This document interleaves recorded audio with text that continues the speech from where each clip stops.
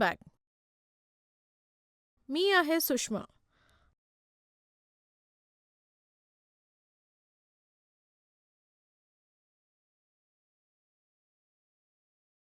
आशा आहे की तुम्ही चांगले काम करत आहात. मागील सत्रात आपण फ्रेंच राज्यक्रांतीबद्दल चर्चा केली, जिथे आपण 16व्या लुईच्या प्रशासनाबद्दल आणि फ्रेंच समाजातील 3 इन्स्टंटबद्दल पाहिले आहे. आता इयत्ता 9वीच्या सामाजिक अध्ययनापासून 17व्या, 18व्या आणि 19व्या शतकातील लोकशाही व राष्ट्रीय क्रांती या विषयातून फ्रेंच क्रांतीविषयी अधिक माहिती घेऊया आणि समजून घेऊया.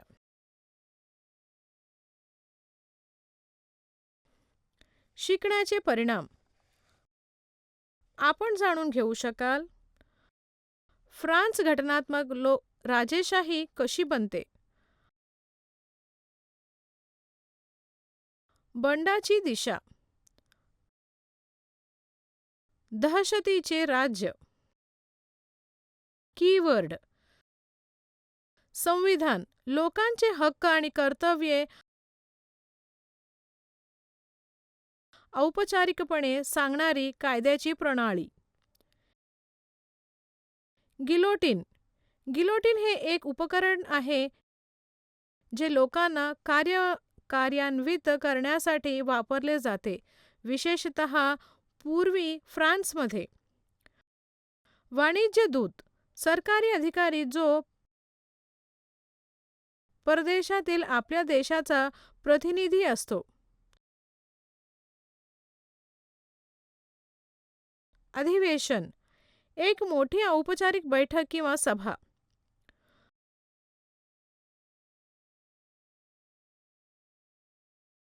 अविभाज्य हक्क, एक असा अधिकार जो हिरावून घेतला जाऊ शकत नाही.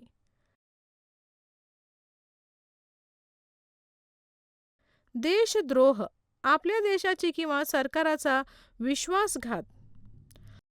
आपण संकल्पना नकाशा तपासूया.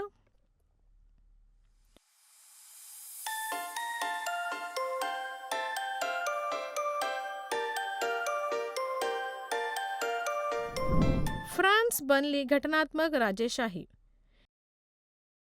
इसवी सन 1791 मध्ये नॅशनल असेंब्लीने राज्यघटनेचा मसुदा पूर्ण केला.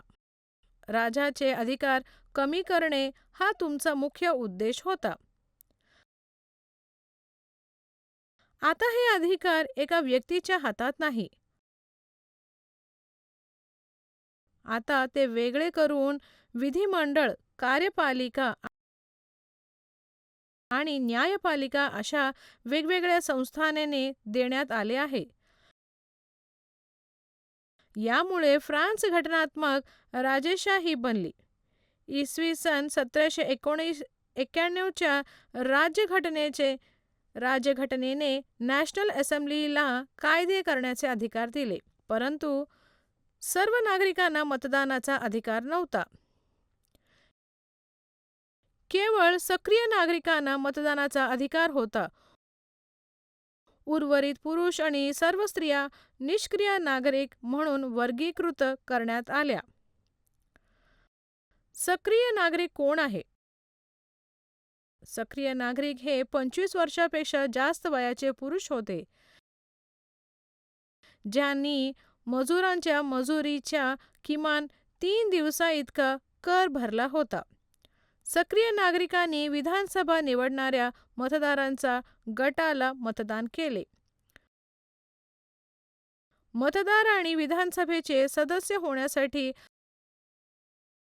व्यक्ती सर्वाधिक करदात्यांचे श्रेणीत आणि आवश्यक होते.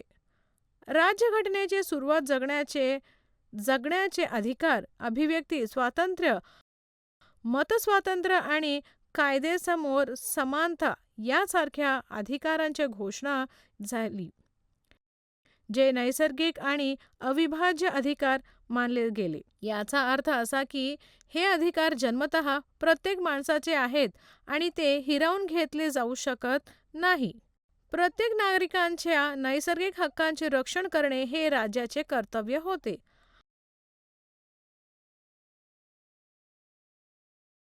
18व्या शतकातील बहुसंख्य स्त्री पुरुषांना लिहिता वाचता येत नव्हते. त्यामुळे महत्त्वाचा विचारांचा संवाद साधण्यासाठी छापील शब्दाऐवजी प्रतिमा आणि चिन्हांचा वापर वारंवार केला जात असे.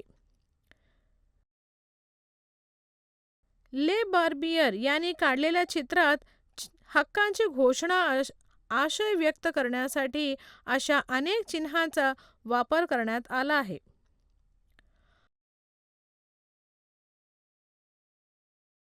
पाहूया काही राजकीय चिन्हे.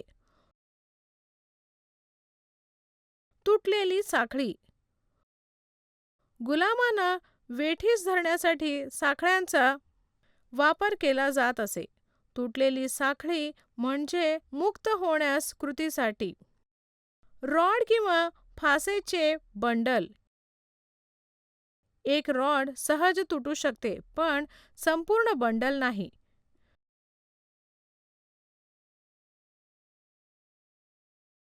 शक्ती ऐक्यात आहे.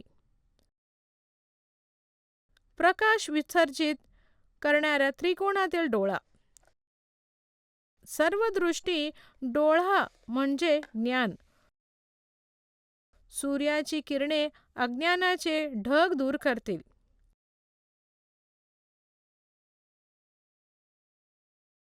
राजदंड. राजसत्तेचे प्रतीक. साप आपली शेपटी चावून वलय तयार करतो. अनंतकालाचे प्रतीक. अंगठीला न सुरुवात असते न शेवट. लाल प्रिजियन टोपी. गुलाम मुक्त झाल्यावर गुलामाने परिधान केलेली टोपी.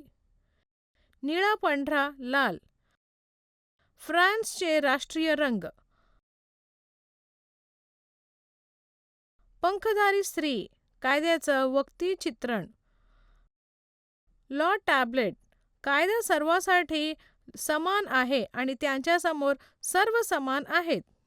फ्रान्सने राजेशाही संपुष्टात आली आणि प्रजासत्ताक बनले. एप्रिल 1792 मध्ये नॅशनल असेंब्लीने प्रशिया आणि ऑस्ट्रिया विरुद्ध या युद्धांच्या बाजूने मतदान केले.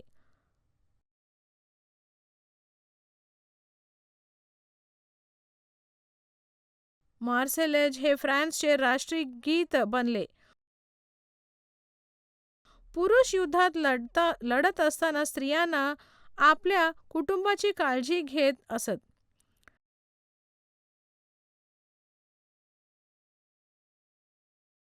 1791च्या राज्यघटनेने समाजातील श्रीमंत घटकांचा राजकीय अधिकार दिले असल्याने ही क्रांती पुढे नेली पाहिजे अशी मागणी लोकसंख्येचे मोठ्या वर्गाने केली.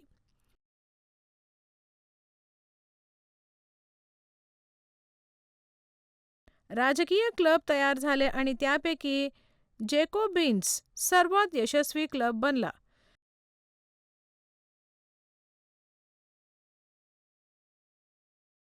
जॅकोबिन क्लबच्या सदस्यांमध्ये छोटे दुकानदार, शूमेकर,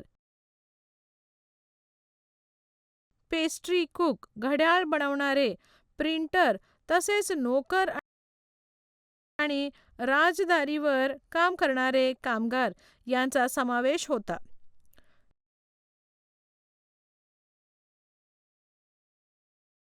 जॅकोबिनचे सदस्याने गोदी कामगारांप्रमाणेच लांब पट्टेदार ट्राउझर परिधान करण्यास सुरुवात केली. 10 ऑगस्ट 1792 रोजी जॅकोबिन्सने तुइलरीजच्या राजवाड्यावर हल्ला केला आणि राजाला अनेक तास बंधक बनवून ठेवले.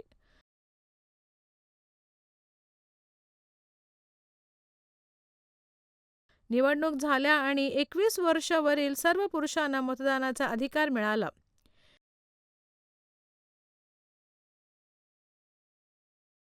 21 सप्टेंबर 1792 रोजी राजेशाही संपुष्टात आले आणि फ्रान्स प्रजासत्ताक घोषित करण्यात आले. 16व्या लुईला देशद्रोहीच्या आरोपाखाली न्यायालयाने फाशीची शिक्षा सुनावली. दहशतीचे राज्य. इसवी सन 1793 ते 1794 हा काळ दहशतवादाचे साम्राज्य म्हणून ओळखला जातो. जॅकोबिन क्लबचा नेता रोबेस्पियर याने कडक नियंत्रण आणि शिक्षेचे धोरण अवलंबले.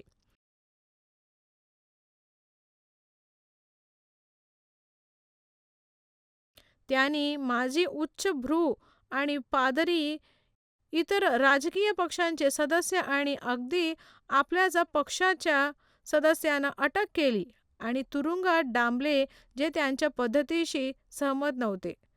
न्यायालयाने त्यांना दोषी ठरवले तर त्यांना संदेश देण्यासाठी जाहीरपणे बोलावले जायचे.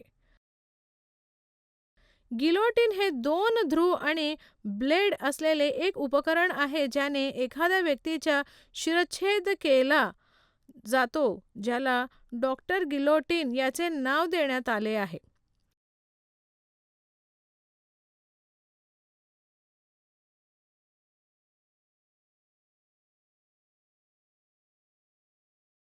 मजुरी आणि किंमतींवर कमाल मर्यादा घालण्यासाठी कायदे करण्यात आले.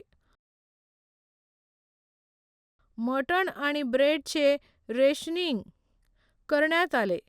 महागडे पांढरे पीठ वापरण्यासाठी मनाई होती.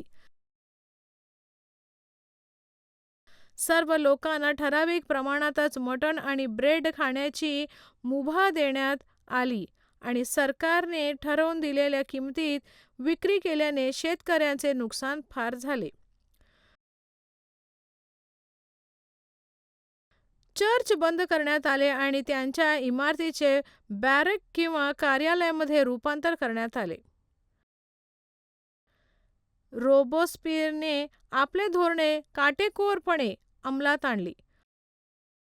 अखेर 20 जुलै 1794 मध्ये न्यायालयाने त्याला दोषी ठरवून अटक करून गिलोटिनमध्ये पाठवले.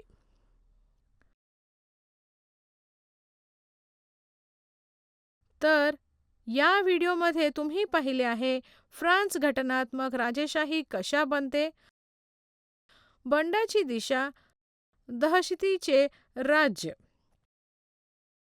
धन्यवाद.